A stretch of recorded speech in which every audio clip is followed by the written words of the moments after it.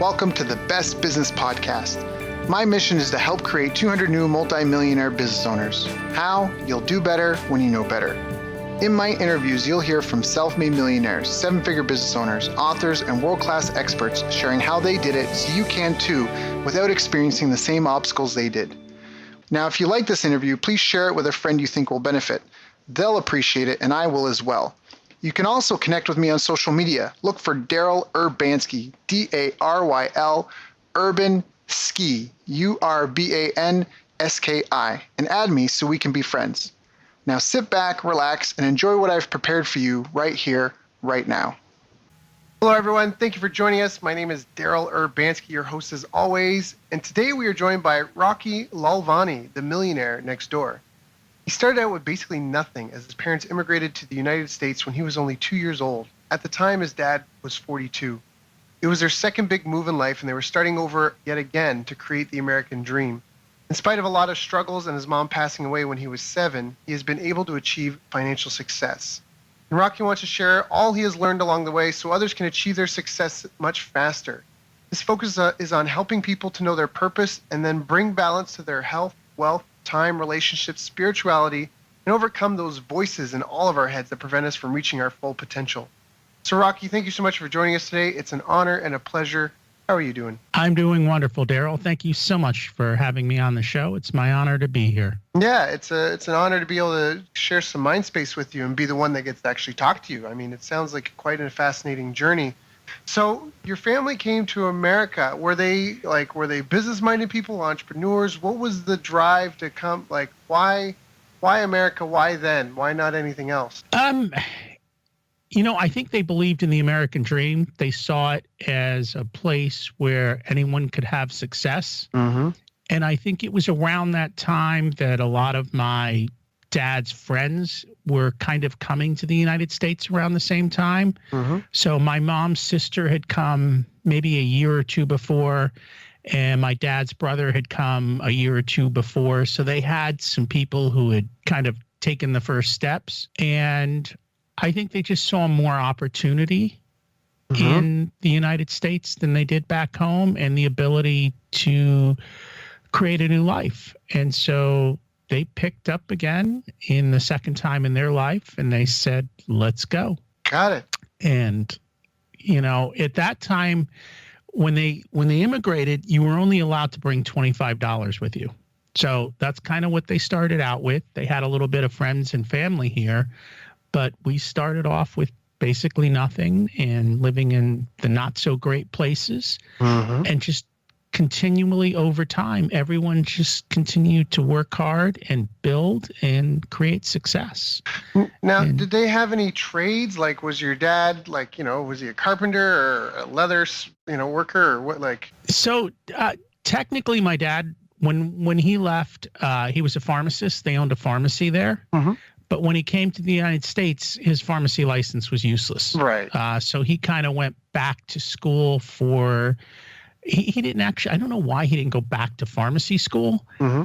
He went back to school just to get a degree. Mm-hmm. And my mom was a teacher back there. So she came here and she ended up finding a job as a math teacher in a Catholic school. Oh, good. And so she kind of got started with that. And my dad found a job in a company. And then I guess it was probably about 4 years later that my mom passed away. Right. I'm so sorry. And I was still pretty young, so I don't understand all of the things that went on there. Mm-hmm. And my dad wasn't a risk taker. And so I think that's why because he pretty much stayed in the same job that he had then all the way through till when he retired. Got it. Well, I think when you've got a kid or a family, coming to America was probably a big enough risk. So, I mean, I don't know him. I can't really speak for him. It sounds like quite a struggle, though. So you do have, I know you say he wasn't quite a risk taker, but again, changing countries is a bit of a risky thing to do. So, but it doesn't sound like there's a lot of entrepreneurialism. So what's your background? Like, what were some of the biggest challenges you faced? I mean, growing up without a mom, being an immigrant in the United States, which if I understand correctly at the time, people could be judgmental, Yes. You know what? And I think our parents always had pride. Mm-hmm. And so there may have been comments made here and there, but it was never something that flowed down to the kids or to me or to like any of the family around. It was like, we're all successful people.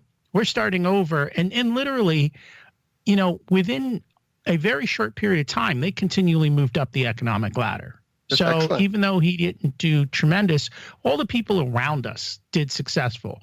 And I think as you look at the flip of people around us, there were people who work for companies, there were engineers and business people, there were entrepreneurs in the group, there were doctors in the group. So it was a wide variety of people who had been successful in their home country, but were now starting over. So they already had the success mindset. They had already moved once in their life, because where we were from originally ended up, when they were young, was a war-torn area. And so they had to leave and start over that first time. So I think they just knew how to be resilient, and wherever they went, wherever you look at our family and cousins throughout the world, they're successful everywhere they went. So there was a certain, just that underlying success in there. And those principles were taught to me: the underlying success, the underlying understanding of money and how to use it and how to bargain and how to save and how not to get caught up in all of the hype and overspend. So those principles and those things were all core values there. And so even though I grew up different, I think we just had instilled in us a sense of pride. And so we didn't feel that there was a need to be pitied. We just knew that you were just expected to succeed. That was just kind of the way it was. And we were always told, the world is yours. Go do what you want. Yeah, that's a powerful statement. I really want to emphasize that too, because people listening, they might be like, yeah, you can be anything, be all you can be. I've heard that. But the reality is everybody listening to this, we're fortunate enough that we're humans. Like, I have a dog and I love this dog so much, but my dog will only ever do the handful of things a dog does unless I train and coach her to do something different. Left to her own devices, she would only ever just do those things. So yeah, you might be able to teach a dog to whatever, do a funny trick.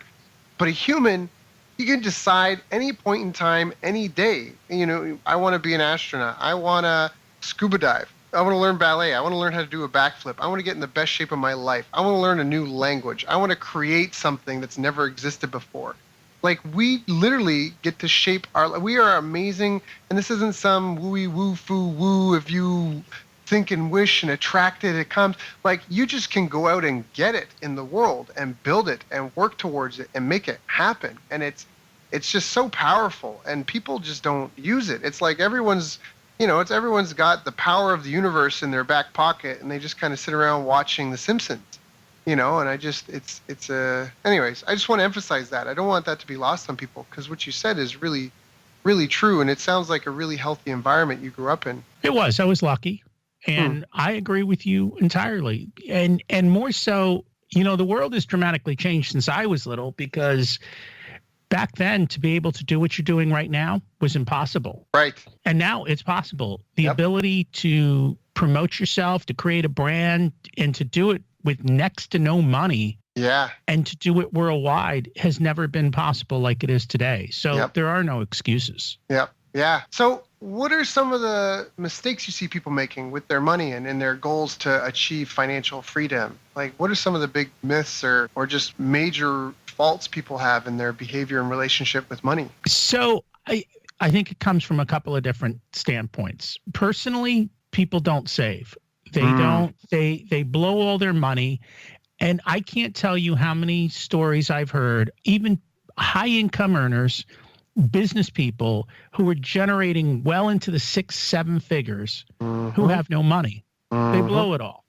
They're chasing some dream. They're spending it all on stuff trying to impress people. And it's just not good. Yeah. From a business owner standpoint, I think my biggest eye-opening thing was that most business owners don't focus on the numbers. And I was shocked at that. I always thought, oh, this guy's a business owner. He understands his numbers. And the amount of business owners that actually do that are very small. And I think that's why so many small businesses go under, because they don't focus on their numbers. They don't know what their profit margins are. They don't know where the money is coming and going from. And if you don't focus on it, you're never going to control it. And I understand for many business people, you are much more interested in whatever it is that you do and that you do well. And there's nothing wrong with that. But you've got to either build the systems or get help that will help you focus on your numbers. And you've got to have excellent people who do that, because too often than not, even the people you might hire don't focus on the numbers. Right. Yes. There's some really powerful things in that. Let's unpack that a little bit for the listeners so that doesn't go over their heads. So the first thing is the numbers. That is so important. I just have a new client I've been working with now. The holidays just came and went.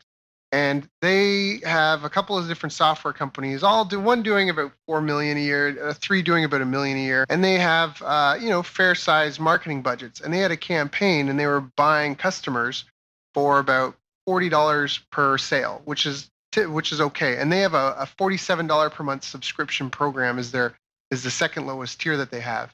And for that program, they get about just under $500 on average per customer. And over the holidays, their cost per sale got close to $80, so they shut it off. But they, like you said, they weren't watching the numbers. They were focused on what they were spending. And, and so they're like, whoa, hold on, right? Like but you know what I mean? Like we're spending $80, but you're still making $500. Like if I had a vending machine and for every dollar I put in, you got $4 back. Even if if the cost went from $1 to $2 to get $4 back, you'd still keep stuffing money into the thing. And I think that like what you said, not paying attention to the numbers is a huge part of that. So I think that part is really important to emphasize. And then the next thing you talked about is building a team. That is such an important thing. There are so many people that are trying to do it on their own. And I think any of the windfalls that I've had, it's always been because I had a team and I got the right people in the right places. Anytime I've worked with clients, I had a client I worked with for about 2 years, and it took us almost 4 months to really get any traction in the beginning because the team, it was like herding cats. And finally we got the team knuckled down and in shape. And then, we did something like $250,000 with $30,000 in advertising.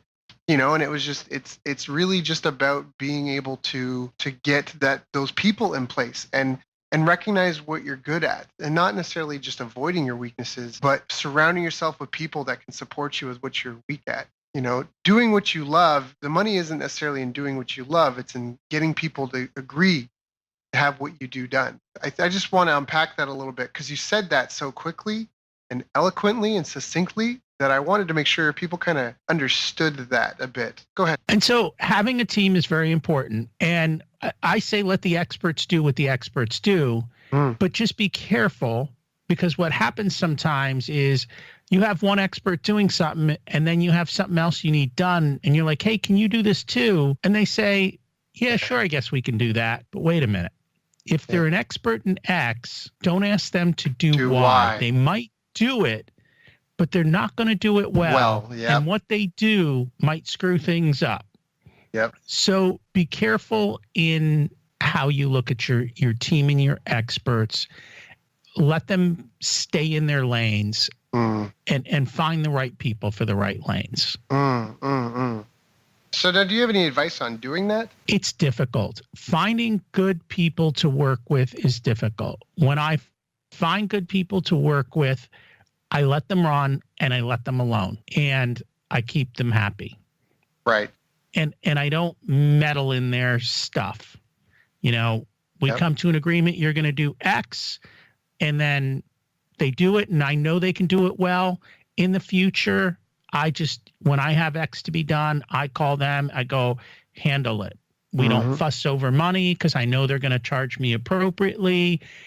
Everything is good. It takes a mental load off of me because I'm not worrying about it. I trust this person. I'm not going to mess in their world, and I know they'll deliver. Yeah, and that comes back again to knowing your numbers, because even if this person costs you, so here, a great example, my girlfriend and I, we just got a new housekeeper, and we're paying her to do stuff and do groceries and things like that and clean up the house. And you have to understand that the money we're paying her is so that way we can do the things that we do better. Like it's the NASCAR driver. He's not getting out to fuel his own car and swap his own tires and all that sort of stuff. So you really have to keep your eye on the prize to where the sum will be greater than the parts of the whole. And so even if that person does require some more money, or depending what it is, as long as that reliability is there and the quality is there, that it's worth it, right? It's worth the hassle of that person not being there. I made a mistake once. I was so hopefully just help drive the point home for some of the listeners. But I had a video guy, and it was actually a guy that was doing videos for the History Channel. He came to help me with some video work, and I loved his work so much. I really did. I thought his video work was fantastic, and I was really excited about the project we were working on. And we were using a time tracking tool, and like a punch in, punch out clock. But he was saying, hey, he sent me a message one day and he said, hey, this thing keeps pausing my time on me. And I go, why? And he goes, well, my computer's just rendering it. It won't let me record that time. And I'm like, well, are you at your computer working? He's like, no. And I'm like, well, I don't, and I kind of was like, well, if you're not working, that's why the time tracker pauses, because that's a common thing in that industry, right? They might work 3 hours on video, and then to render your video takes another 3 hours, and they'll bill you for 6 hours, even though it's their computer, not them, at work. And, and I ended up, it somehow went sideways on me really quickly, and I didn't expect it to do that. And afterwards, he just was like, man, it's cool, I'm going to go on. And afterwards, looking at my available options, I realized I should have just paid the guy some more damn money. Like that was a big mess up on my part. Like nickel and diamond over a few hours, that this guy's logging cost me someone that I thought did amazing and quality work. And, anyways, that's just a painful experience that I would like to share, just to articulate that. Because then it took more time to find somebody new. We were in the middle of the project. There were 3 videos being made. I had to go find somebody new. I had to screen them. I had to bring them on board. The quality wasn't necessarily the same. You know what I mean? Like if I had just paid the guy a little bit more money, he was professional. He did great work. He showed up on time. He was reliable, and so it was a case of the focus in the wrong place, and either ego or principle or something getting in the way of like understanding his true value. And anyways, so that's just to, again, help expand on your point there. That was a learning lesson that I had. And I think what I prefer to do is to pay people for the job versus the hours. Mm-hmm. And so that you don't get involved in all of these issues. Yeah. Yep. And it solves the problem. Yep. Yeah. Pay for results. Yeah. We just 4x my girlfriend's income because of that. Got her out of doing dollar per hour work and instead per result. And she's built a team now. And yesterday she was so excited because that's the most money she's ever made in a single week in her entire life.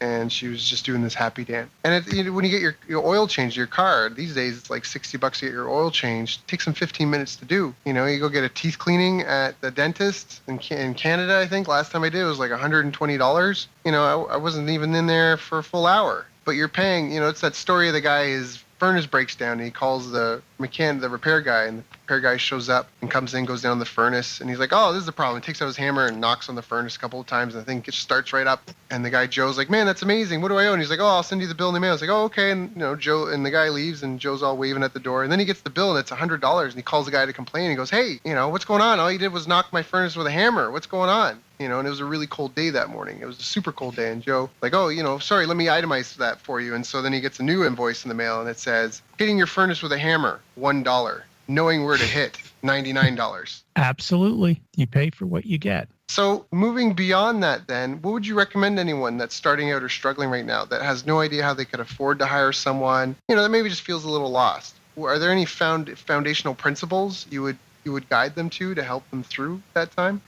For people who are starting out, you're going to have to make a decision. And that is what kind of a budget you have to get started.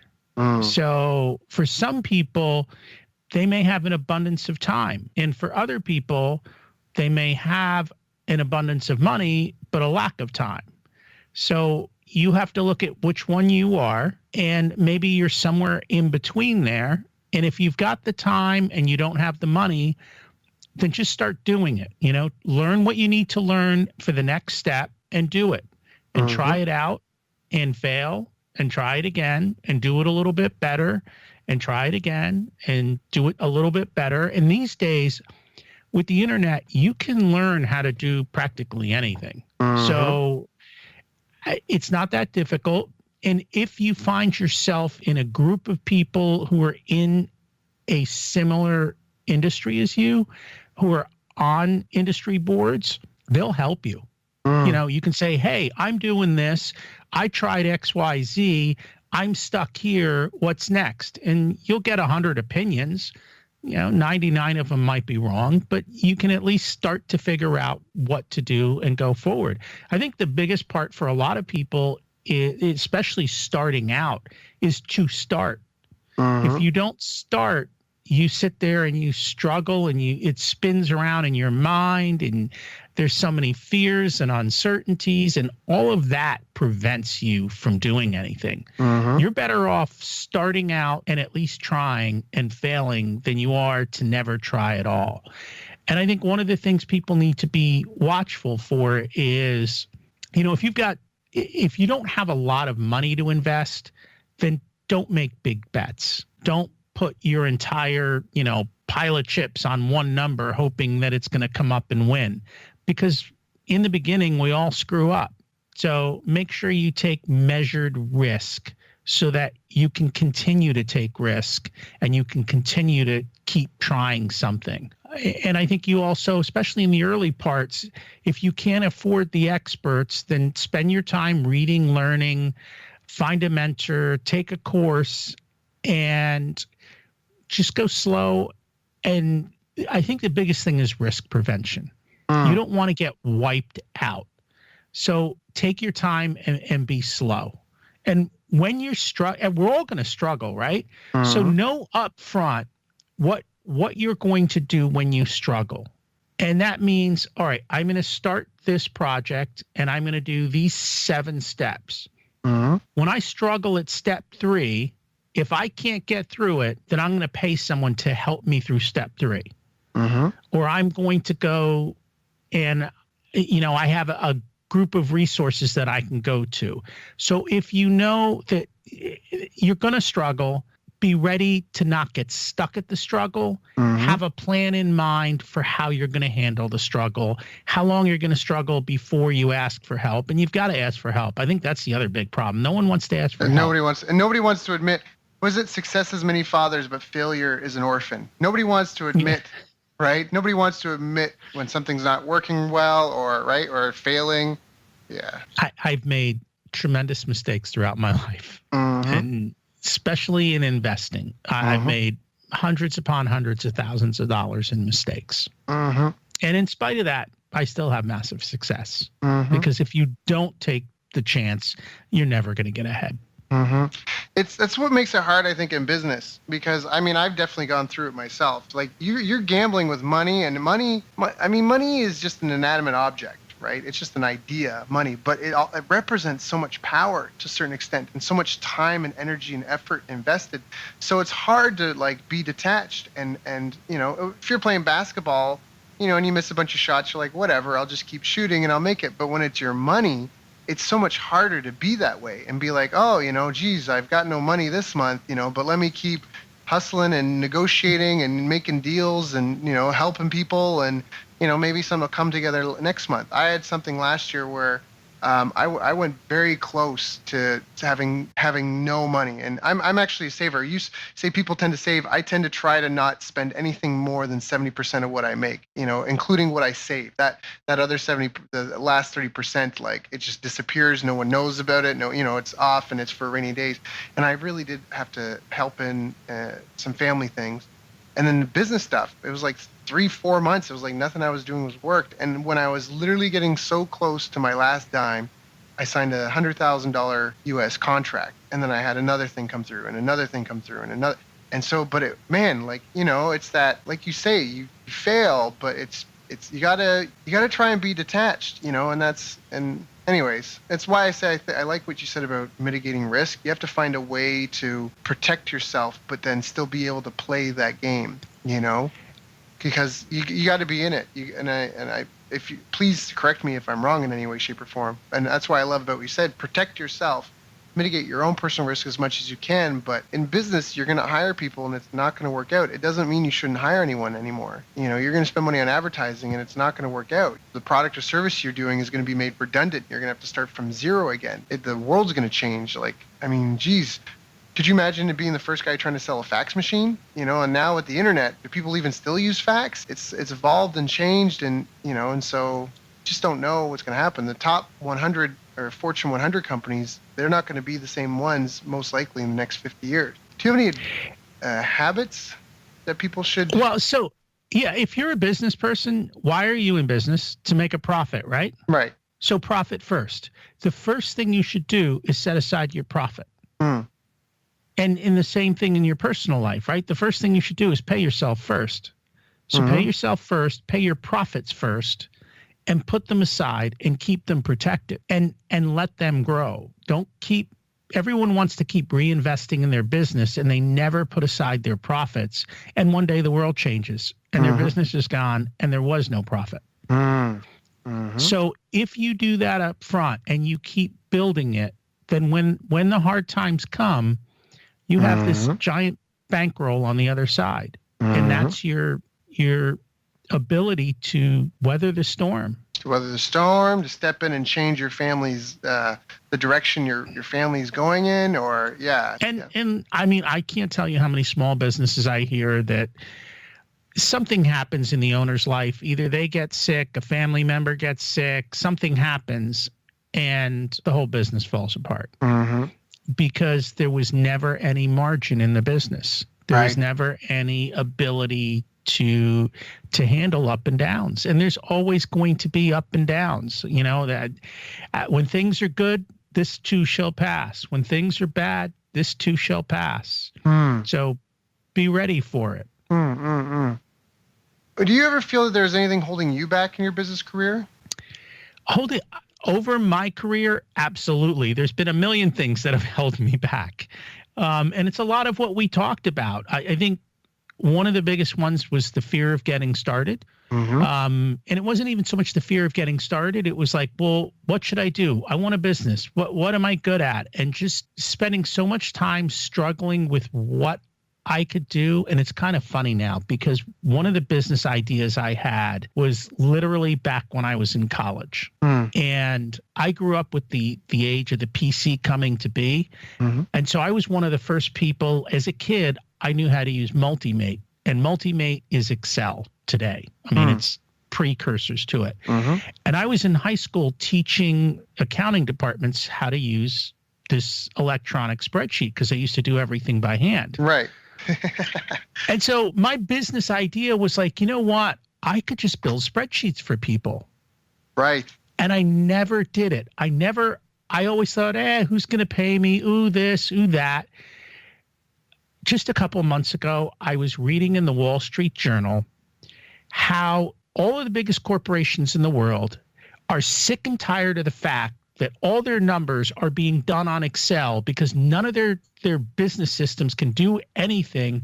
And they've got these people who pull all the data from all their systems into Excel spreadsheets and provide them the answers they want. Yeah. I'm like, oh my God, that's my natural talent. Yeah. And I never did that. And I just started. I would be that, I'd probably be the guru of that business because it was, so not starting, not seeing opportunity, not taking a risk, not continuing through the dip. I mean, I think everyone thinks they look at success and they go, oh, that guy's successful. That was so easy for him. Right. Everybody spends 10 years, if not more, in the grind before they have success. And I mean, they work hard and they put effort in and they are focused. And so you have to do those things. Yep. So what were some of the biggest challenges in your business career? I think, well, some of the things I've talked about, not getting started, the fear, not thinking I had to do it all and not letting go. Now I have teams. Now the rule is I don't do it all. Now I pay people to do stuff. So I think it's all those little mindset things are what kind of helped me back. And then learning to let go. So I'm going to put my work out there. Maybe it's going to succeed. Maybe it's going to fail. I have a podcast. Maybe someone's going to listen. Maybe they're not. But I'm just going to keep I'm going to keep showing up, doing my best, and every day making myself one little bit better, learning one more thing, trying one more thing, and just taking the next step. So I love what you said there, because you said you're going to finish it and then let go. Because I think there's a lot of owners and just even creators who, it's constantly a work in motion. It constantly could be tweaked. This needs to be improved. This isn't that great. This, right? There's all these little things. So you say just let go. Do you know what I mean? Is there like a code freeze that you do in your head? Like, all right, this is now done. I have to put it out there. You know what I mean? Like, can you speak to that a little bit? Like that desire to be a perfectionist? Can you speak to that? Does that impede you? Sure. Is that an asset? Well, I think in the past, and I think a lot of business owners are perfectionists. It has to be perfect before I let it go. And it doesn't have to be perfect. And I think that's another mindset shift. I mean, if you look at, we talked about Multimate and Excel and Microsoft, they constantly put stuff out that sucks and then they fix it and then they make it a little bit better and then they keep making it a little bit better. That's what they do. I mean, if you look at Apple and the iPod, I mean, how many iPods were there? Every 6 months, there was a better iPod. That's right. They didn't wait for the perfect iPod. They had what they had. They shipped, they released, and then they made it better. And that's what you have to do. You have to say, I've got to let go. Maybe it's perfect. Maybe it's not. Here it is. And tomorrow, I'll try and make it a little better. Right. Because ultimately, it's hard for us to predict the wants and needs of hundreds of thousands of people. You are one person, or maybe you're a small team of 2 or 3. And until you put it in the hands of your customers who are going to actually use it and hear what they think, you're never really going to be 100% clear on, right, whether it's loved or not, or whether it's fitting the need, or how you could be, how it might break. You just got to put it out there in their hands and then, update it for them, because they're the ones paying for it, right? So to get the minimum viable product up, put it out there, get feedback, just be upfront with people. If you feel like it's not as a finished product, perhaps let them know, like, hey, this is a beta type of thing. Hey, this is just the first version. If you get in early, you get to be part of the process. Just be transparent, but don't limit yourself. Go for sales right away. I think that's a really important thing. Get something together that someone gets excited about, put it in their hands, get them to pay for it, and then, like you said, keep making it better. Come out with new versions. I think that's fantastic advice. Well, and so just from the standpoint of building a digital course, so you're creating a course that you're going to sell on how to do X, Y, Z. If you do it in that fashion, when you build it, the original people who are taking that course are going to show you where the sticking points are. You're going to start to learn where you missed something. And it may not be what you think it is. You might get surprised at the feedback that is provided to you. And if you waited to make it perfect and you put all that effort into it and you miss the mark, how many hours and how much resources have you lost? Instead of saying, here's round 1, give us feedback so we can do round 2 better. Right. Really well said. Really, really well said. So, what was some of the best advice you ever got in your business career? Some of the best advice. I think, and we've talked about this, build a team and let the experts do what they're good at, and don't mess with them. Don't question them. Just learn to let go and be intentional up front when you do that. I think for me, the best example, I flip houses. Okay. And when we began flipping houses, I know how to do everything in that house. I know how to put a roof on. I know how to drop floors. I know how to hang cabinets. I know how to do plumbing, electric, everything. The rule was, I will not lift a hammer. Right. Because that is not the best use of my time. Right. I will manage people and I will handle problems. And we let the experts do what they're good at, and I just manage the process. And in learning to do that, to the point of, like, literally, I don't meet people at the house. There's a lockbox on the front door. Here's the code. Here's the address. Here's what needs done. And I let go. I can flip a house with about 20 hours of work.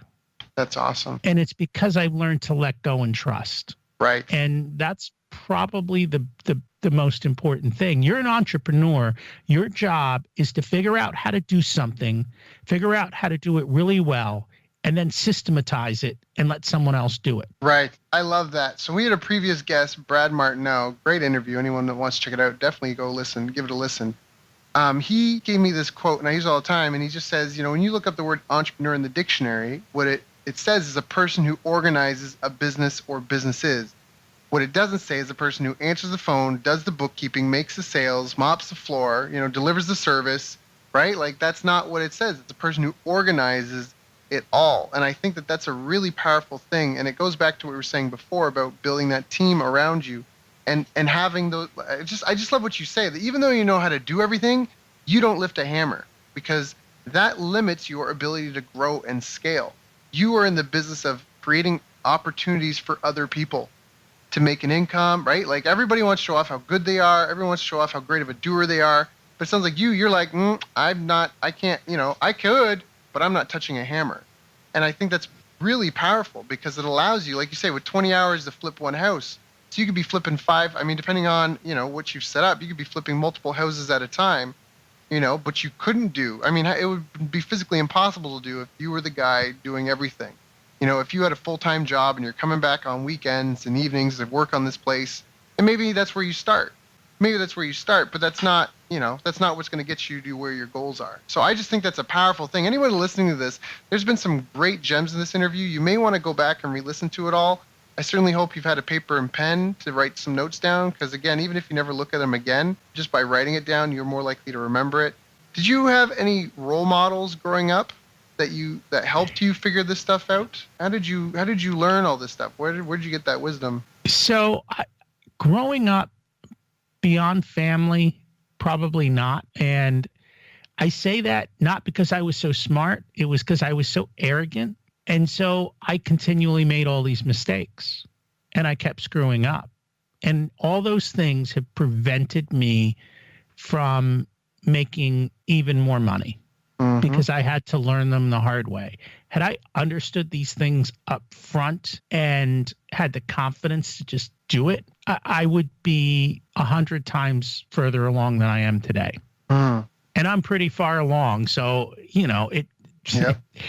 It's just making, and that's what, so the biggest thing I try and do now is to, especially with my kids, is we have these kind of conversations and teaching them how not to make all the mistakes that I made. Right. And that's part of what my coaching practice is, the same thing. Let me prevent you, you're not going to pay me to make you grow 10 times faster, but what I'm going to do is help you not make all the mistakes that I made. Right. And that's why you're going to get there faster. That's going to get you there faster, because you can see so much clearer that, hey, if you go down this path, these are all the things that you're going to encounter.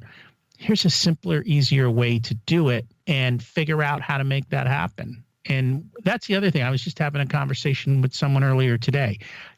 So often we say, well, I need to do X, and everyone looks at it, well, there's one way to do X. But when you sit down and say, you know what, I need to do X, but I can't do it the way everyone says, and you just take a few minutes to just settle and clear your mind and think through it, you'd be amazed at how many other ways there are to do X that you never possibly imagined. And when you figure those all out, you're like, oh my God, why is everyone doing X that way when there are 100 better ways to do it? Yeah, I think that's so powerful.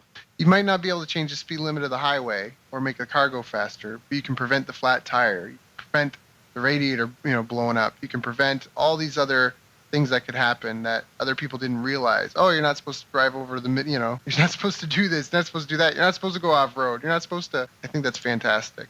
Well, or you could take an airplane, or you could just pay somebody to take this from here to there so you don't have to. There's a million other ways to get that job done. Can you speak a little bit to how you create and monitor a system? So if you have a system in your business, can you give an example of how one is created and how you, I don't know if enforce is the right word, but how you, quality control, so to speak? So my businesses aren't that large that I have to worry that much.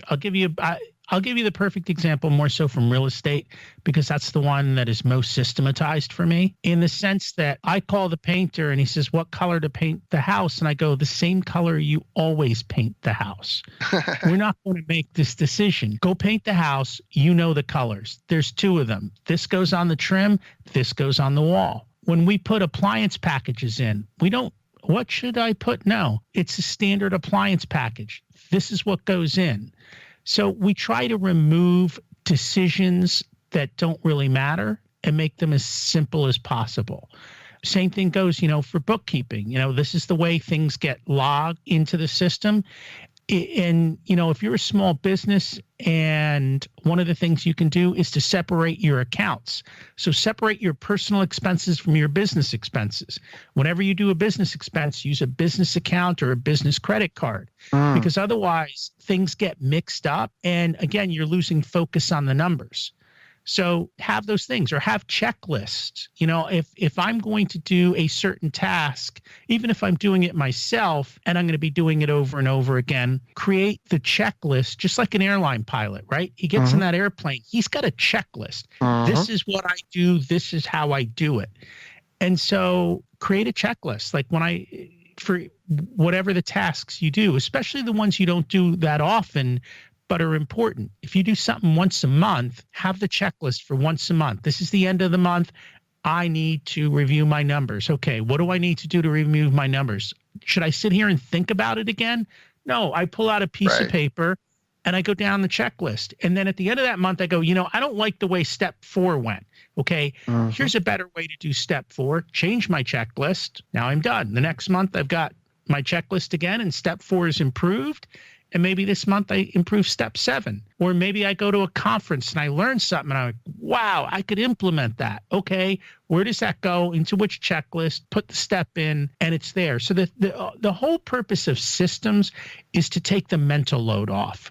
It's so that you don't have to think about something. It's so that it's automatic and done, and then you can focus on what's important to you, instead of routine types of things that get done over and over and are irrelevant. Very well said. The 80-20, right? We talked about 80-20 at the beginning, correct? Right. Yes, we did. I don't think we said the 80-20, but I think we mentioned that, like leveraging ourselves.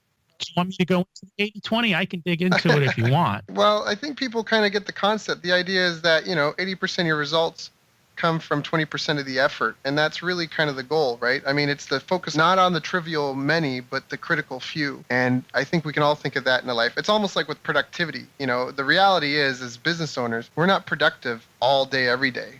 You aren't. You're productive for a few hours every day. So that's where you have to know not only time management, but energy management.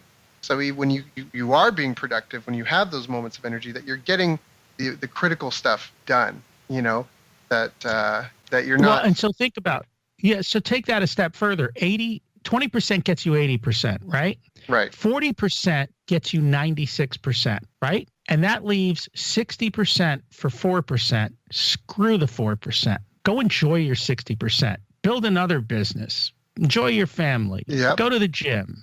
Read something, learn something.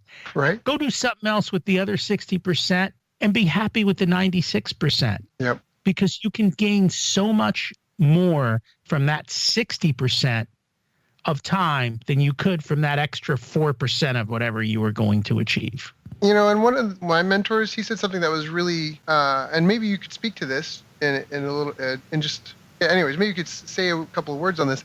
But he even said, don't necessarily grow every business, but understand that you can have multiple teams of income. So maybe you have a business that only does $1,000 a month, but that's all that business does. But you've got a team in place, you know what I mean? And it's buttoned up and everything's put together nicely, where you still have that time freedom and you still get that income, and then you have a second business that you build.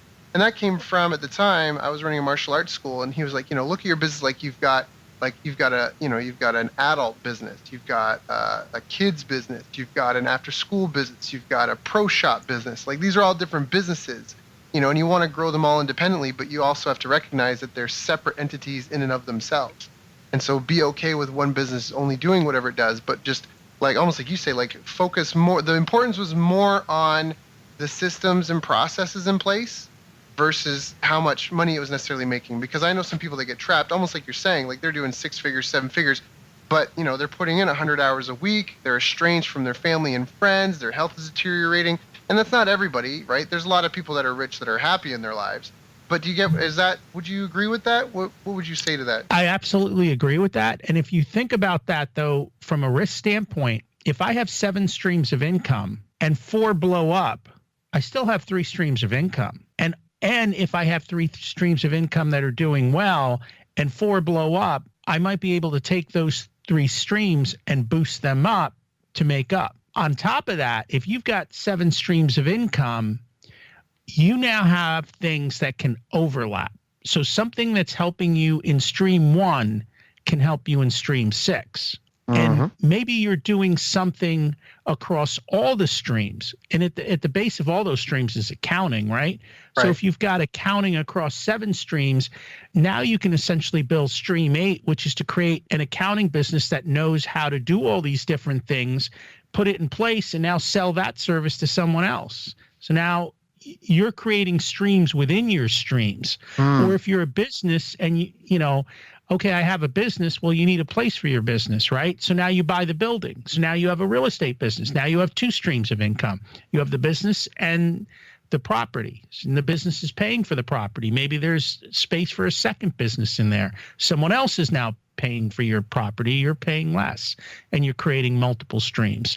So absolutely multiple streams, multiple stackable streams, multiple streams that can work together and can be promoted to each other are very good, especially things that can weave together and refer together. So if you've created different businesses that create referral patterns to your customers, all the more good. And what you're doing there is mitigating risk, because if one business blows up because the market changed, you still have all these other streams of income. So well said. Rocky, this was a fantastic interview. Like I said, anyone listening to it, you may want to listen to this again just to make sure you got all the gems out of it. Was there anything I didn't ask you that I should have asked you? I think, well, let's just touch base on one thing, which is mindset. It's the voices in our head. Right. We all have fears. We all have doubts. The biggest thing you have to overcome is the reflection in the mirror. Because the biggest obstacle between whatever it is that you want and getting there is you. And when you overcome yourself, everything else becomes possible. And that's where the happiness comes. Because at the end of the day, what are you making all this money for? Right. To be happy, to be with your family, to do the things you love. And so just having the right mindsets and working on yourself and creating the best you possible physically, mentally, emotionally, relationship-wise, all of that stuff is the most important thing you can do. Because if you at the self are strong and great, everything else will just come together. That's so well said. So well said. And it's so important because you can get defeated. Again, I mentioned I had a martial arts background. I had students that I would see them lose competition matches or win them before they even started, because they would get on the mat and they would face off with some other their whoever their competitor was, and you could just see that they were either really confident that they were going to push and fight in it, and you just even see in the middle of a fight. I mean, everybody watches professional boxing or kickboxing or UFC or any of that. You see people give up in a fight. Just mentally they check out, and you can't mentally check out and your body's going to be like, no, we can do this, keep fighting. Like mentally you have to be sharp. You have to push through that. That mental toughness part is a big deal. So I'm glad that you brought that up. So Rocky, if anyone's been listening to this and they really resonate with you and your message and they want to reach out to you, what are the best ways to get in touch with you? How should they do that? So the best thing is, if you want to learn more about what I do and my philosophies, I have a podcast. It's called Richer Soul, and it's on iTunes. You can go to richersoul.com and you can see the podcast and a couple of the posts that I've written. You can reach out to me personally. It's rocky@richersoul.com. Always love to hear questions from people and love to help you out in any way that I can. So just reach out and say, hey.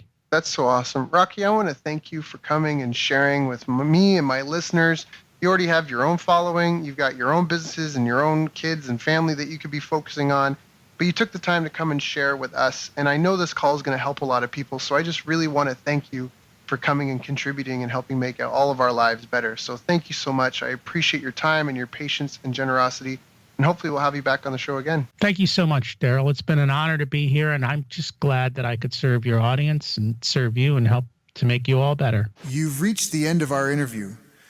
Now, first, let me thank you for listening. I appreciate and respect you more than you'll ever know. And now I'd like to ask you a couple of questions. First, what 3 lessons did you just learn? What 3 aha moments just jumped out at you? Second, what can you implement for yourself and your business in the next 24 hours? Third, what can you give to someone else to help you with, or give to them to just do it for you? Whatever it is, remember, taking action is the secret sauce to results. Now, if you think this interview would be helpful for a friend, please give them a link to it. It'll help them and it'll help me too. I'd also like to invite you to help me find out more about the challenges you're facing, your dreams, your goals, and how I can help you overcome what's holding you back. We both do better when we know better, and your success is my success. So please reach out and interact. You can visit our website, bestbusinesscoach.ca for Canada or California, where I'm from and where I'm living. You're welcome to also try out one of our paid programs. You can find us on YouTube, Facebook, and pretty much every other social media channel you can think of. You should also subscribe to the podcast, and if you're enjoying them, please leave us a nice review. It really helps. That's all for now. Once again, thank you. Take care of yourself, and remember, the world needs the best business you can build. And I believe in you. So look, I was privileged enough to sit in the room the other day and listen to Daryl present. I had the great fortune to spend some time with Daryl Abrinsky during this week, and we had an incredible 2.5-hour presentation with Daryl. Daryl was amazing. I got so many little nuggets of wisdom. I hadn't heard Daryl speak before, but what struck me from his presentation was he is one of these hidden masters in the internet marketing world who's worked on some pretty incredible launches. Daryl has a ridiculous amount of knowledge. Daryl Abrinsky's presentation was absolutely great. I really loved an incredible knowledge of numbers. He is a very articulate, very knowledgeable, very advanced marketer. Well, he talked a lot about keyword tools and how to research your niche. So it really created a lot of predictability around moving forwards in our business with the marketing and sales aspect, which is so important to any business to really see it grow. Where he walks you through step by step how to judge in detailed form how much money you could potentially make from a market based on AdWords, keyword research, and putting together quite complex Excel spreadsheets.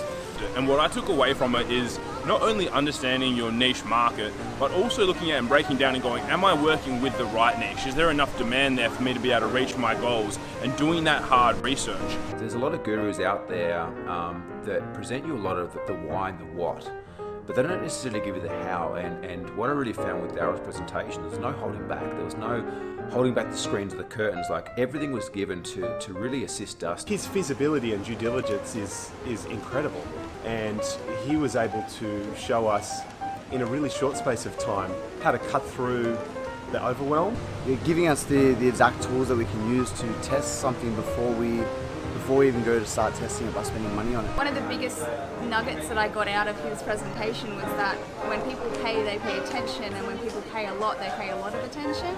I just love that. I think that's a great way to look at how to price yourself. And he was a great speaker, lots of energy, and it was really great to spend time with him. Honestly, phenomenal presentation. I would love to catch up with him, next time I'm in this part of the world.